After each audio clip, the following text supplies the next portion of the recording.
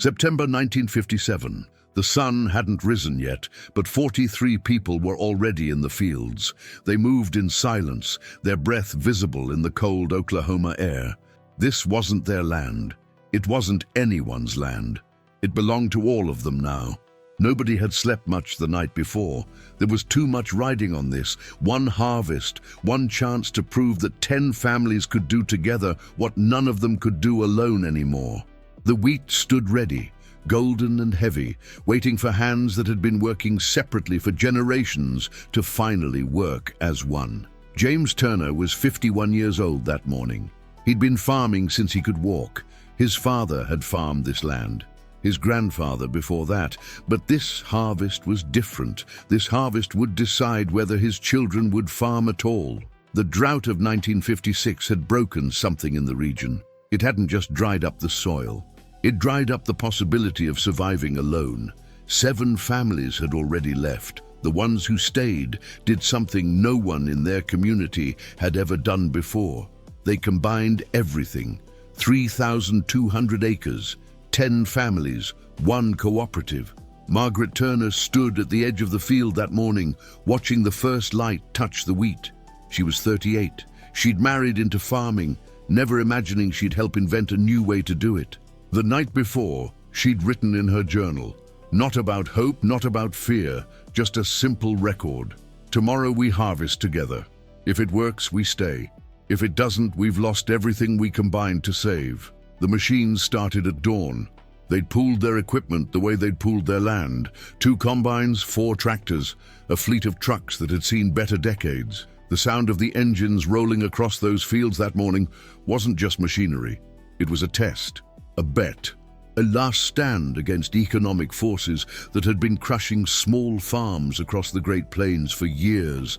Samuel was 17. He drove one of the trucks.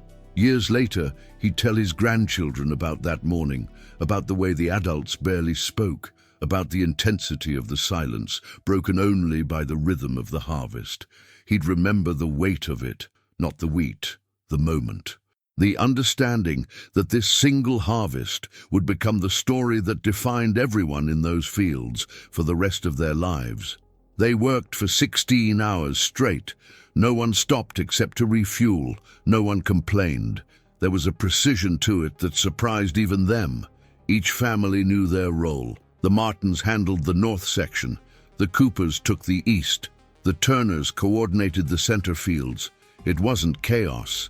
It was choreography born of necessity.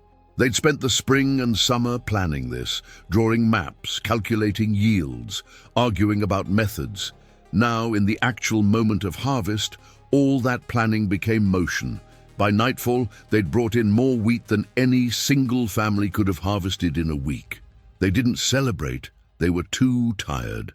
But there was something in the air as they gathered in the barn that night. A possibility, a glimpse of something that might actually work. The wheat went to market 3 days later. The check came back 2 weeks after that. When James Turner opened the envelope in front of the other families, his hands were shaking. Not because the number was huge, it wasn't. But it was enough. Enough to pay the bank, enough to buy seed for next season, enough to prove that combining their efforts hadn't been a desperate mistake. It had been a viable path forward.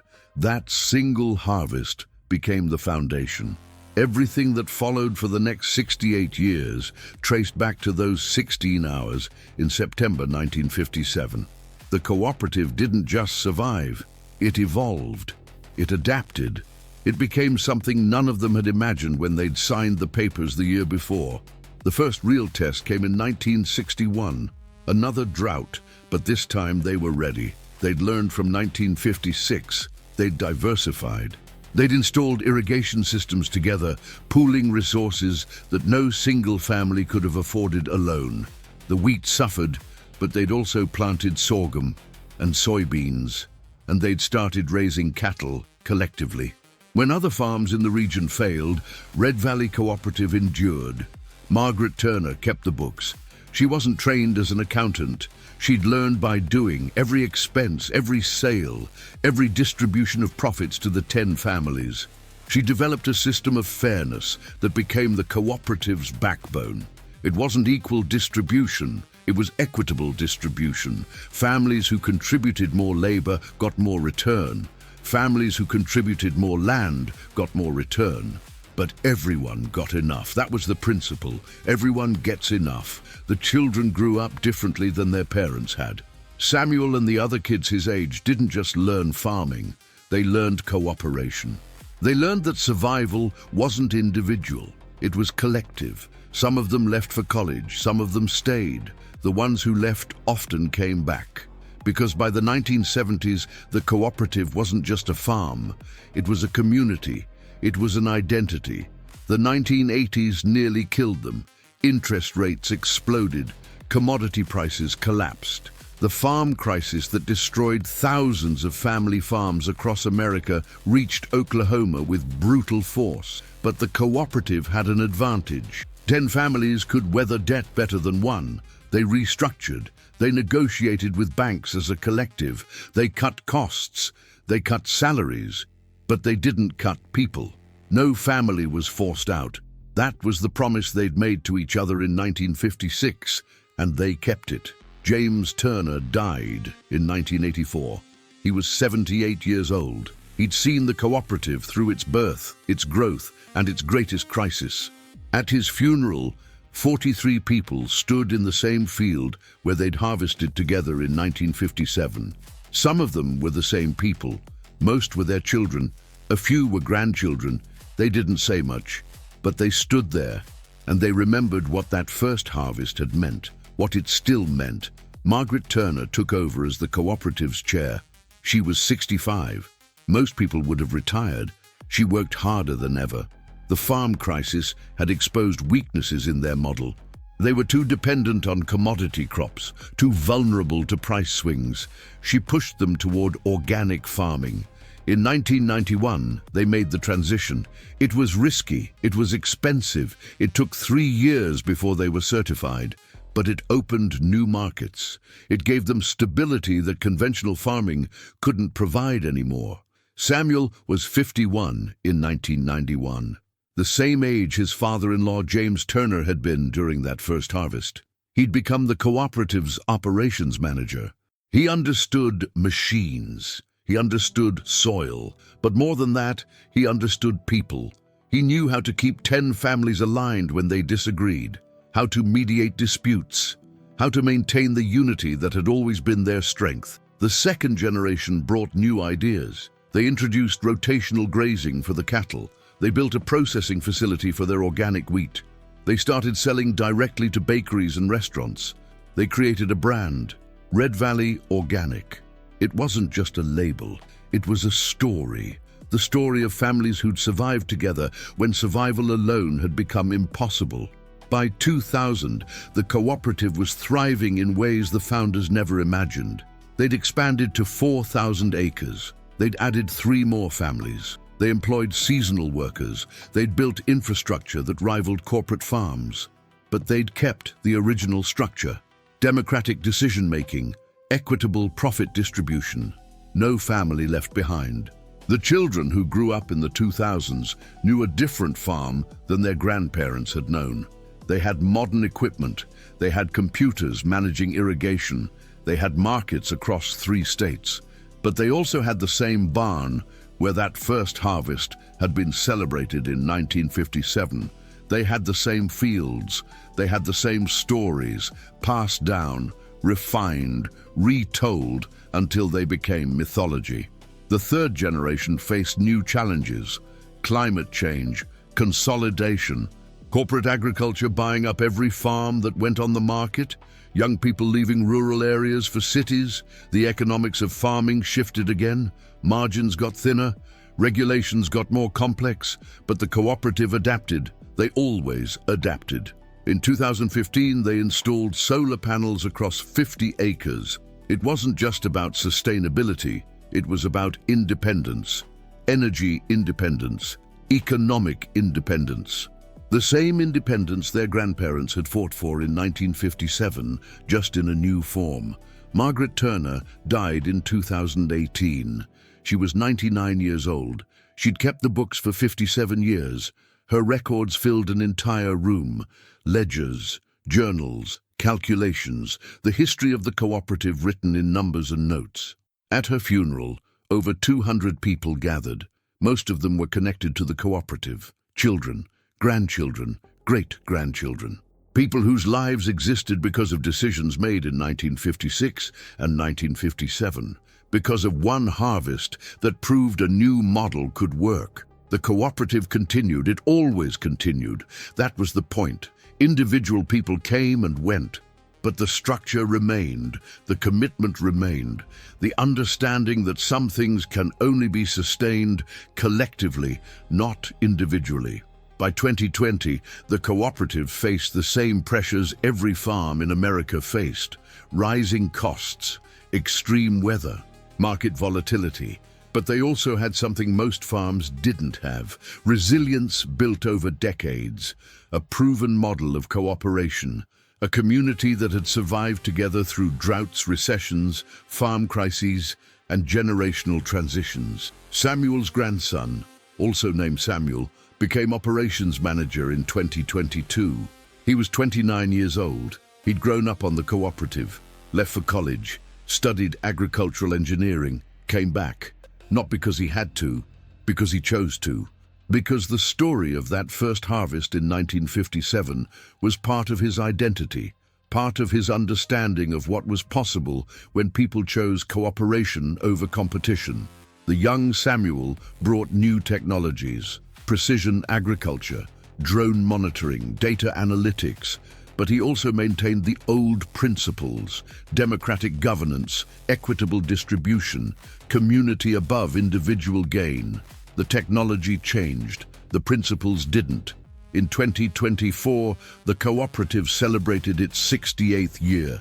They gathered in the same barn. They ate together.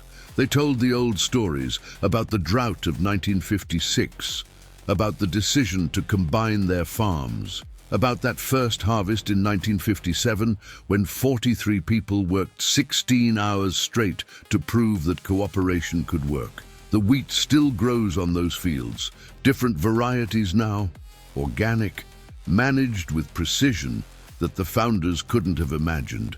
But it's still wheat, still harvested, still sold, still sustaining families the way it sustained families in 1957. Some of the original families are gone now. The Martins left in 2003, the Coopers in 2011, new families joined, the Nguyens in 1998, the Garcias in 2007. The cooperative wasn't static, it evolved, but it remained rooted in the same principle that had founded it: survival through cooperation. The economics of farming changed dramatically between 1956 and 2025. Technology advanced, markets globalized, regulations multiplied. But some things remained constant. Land still needs to be worked, crops still need to be harvested, people still need to eat, and some challenges still can't be met alone. The story of Red Valley Cooperative isn't unique because it succeeded. Many cooperatives succeed. It's unique because of how clearly it traces back to a single moment: one harvest, one test, one proof of concept that became a way of life for generations. The children being born into cooperative families in 2025 will grow up hearing about September 1957, about their great-grandparents standing in fields before dawn, about the silence, about the weight of that moment, about the 16 hours that proved cooperation could work. They'll hear it the way previous generations heard it, as origin story, as identity, as evidence that some things are only possible together. The land remembers. The soil has been worked by 4 generations now. The same fields that James Turner and Margaret Turner and Samuel harvested in 1957 are still being harvested. Different hands, same land, same principle. Nobody knows how long the cooperative will last. Another generation, 2, maybe more, maybe less. The future of farming is uncertain. The future of rural America is uncertain.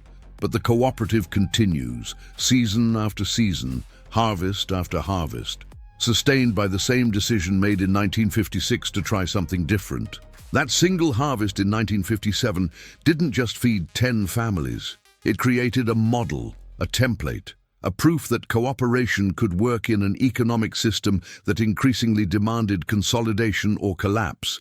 It showed that there was a third option, not growth at all costs, not failure, but sustainable collective success.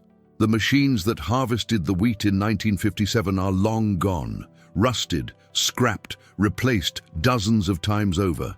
But the fields remain, the families remain, the cooperative remains. Built on the foundation of one harvest, one choice, one moment when 43 people decided that working together was worth the risk. The story doesn't have a neat ending. It doesn't have a moral. It just has continuity, season after season, generation after generation. The wheat grows, the harvest comes, the families endure, not because of heroism, not because of luck, because of a simple decision made in crisis that became a way of life. September 1957, 43 people in a field. One harvest. Everything that followed traces back to that morning, to the cold air, to the silence, to the sound of machines starting at dawn, to the understanding that some things can only be sustained together. That single harvest became the seed of something larger, something that outlasted any individual, something that continues even now as the wheat grows golden and heavy, waiting for the next harvest. Waiting for hands that have learned what their great-grandparents learned 70 years ago, that survival isn't solitary, it's collective. It always has been.